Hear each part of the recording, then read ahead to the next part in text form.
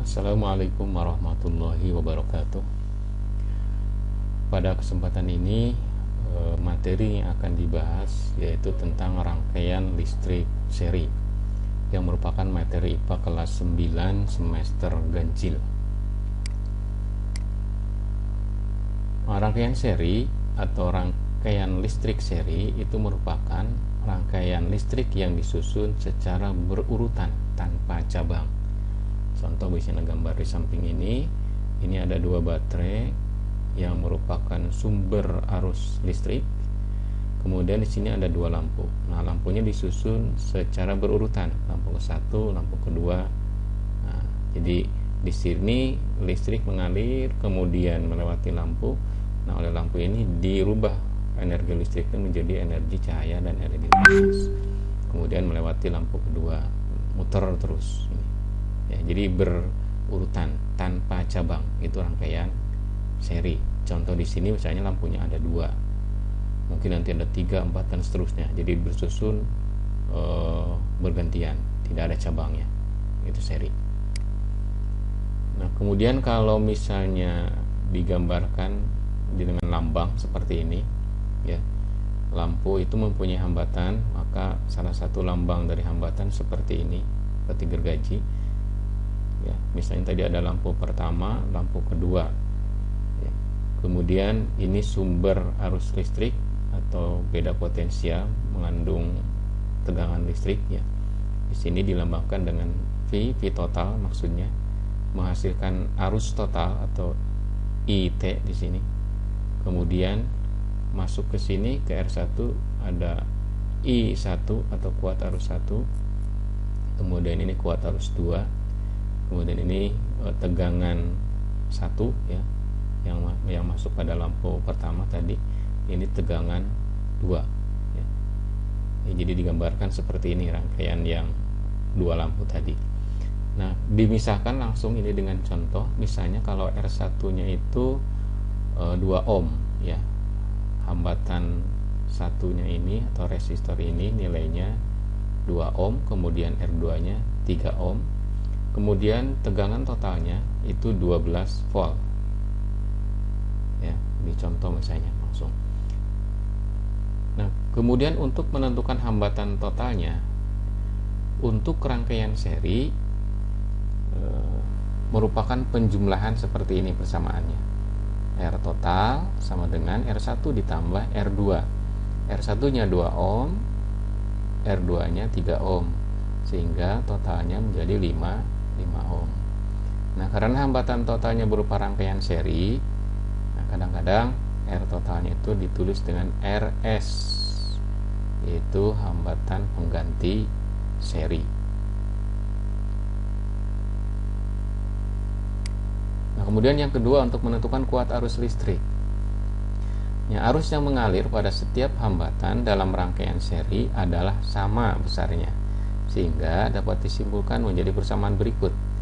I total itu sama dengan I1 sama dengan I2. Maksudnya seperti ini, gambar sini misalnya. Jadi untuk rangkaian seri, ya, di dalam rangkaian ini kalau kita mengukur kuat arusnya di semua titik di sekitar sini sepanjang penghantar ini, maka besarnya akan sama. Misalnya kalau diukur di sini kuat arusnya 4 ampere, maka di sini juga 4 ampere, di sini juga 4 ampere. Kalau diukur sebelah sini misalkan pasti sama 4 ampere. Itu maksudnya. Jadi kuat arus listrik di semua titik di dalam rangkaian ini besarnya sama untuk rangkaian seri, ya, rangkaian seri, sehingga ditulis seperti ini. I total sama dengan I1 sama dengan I2 dan seterusnya. Kalau misalkan di sini ada I3, I4, I5 dan seterusnya. Ini kan contoh sederhananya ada dua komponen, ya, ada dua lampu. Nah, kemudian untuk menentukan kuat arus total atau I total, ya, di sini kan kalau P totalnya sudah ada 12 ohm, ya, 12 volt.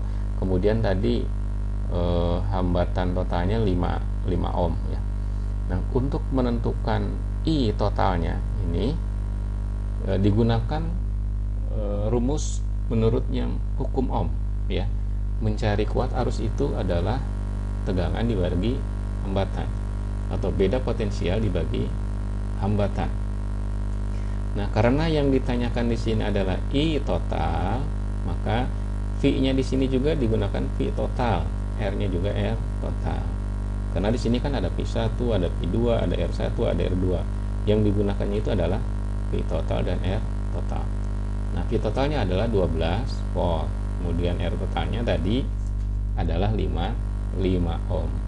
12 dibagi 5 hasilnya 2,4 ampere ya, satuan dari kuat arus listrik ampere, atau disingkat A besar ya. Nah, karena tadi I total sama dengan I1, maka I1 berarti juga 2,4 ampere. I2 nya juga 2,4 ampere. Kemudian yang ketiga, untuk menentukan beda potensial atau tegangan. Untuk tegangan pada rangkaian seri berlaku persamaan seperti ini. P total sama dengan P1 ditambah P2. Ya, jadi P total ini merupakan penjumlahan dari P1 dan P2. Kalau nanti masih ada hambatan ketiga berarti tambah P3, tambah P4 dan seterusnya.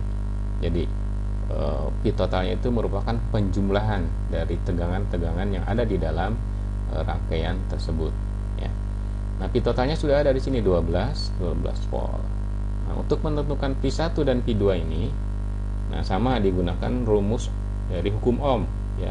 Untuk mencari P, rumusnya itu I dikali R menurut hukum Ohm ya. Nah, karena di sini yang ditanyakan adalah P1, maka I-nya juga digunakan I1, R-nya R1. Nah, I1 tadi sebelumnya adalah 2,4. Sini ya, I1 sama dengan 2,4. Kemudian R1 nya 2 ohm ini ya, kalikan 2 hasilnya 4,8 volt. Kemudian V2 berarti I2 dikali R2, 2,4 sama ya dengan I1, nya dikali 3 ohm. Nah, ini R2 nya adalah 3 ohm, hasilnya 7,2 volt. Nah, kemudian kalau dijumlahkan P1 ditambah P2 berarti 4,8 volt ditambah 7,2 volt, hasilnya 12 volt. Nah, ini sama dengan P total sesuai dengan persamaan sini. Nah, berarti cocok ya bahwa P total itu merupakan penjumlahan dari P1 dan P2. Nah, untuk rangkaian seri cukup sampai di sini. Sebelumnya ada sedikit tambahan, yaitu mengenai kelebihan dan kekurangan rangkaian seri ini. Kelebihannya, kalau kita membuat rangkaian seri, kabel yang diperlukan untuk sebagai penghantar itu relatif sedikit ya, sehingga biayanya yang digunakan otomatis menjadi murah. Kekurangannya, jika satu lampu mati, maka lampu yang lain ikut mati ya. Kemudian nyala lampunya tidak sama terang, tidak, kurang terang ya nyala lampunya.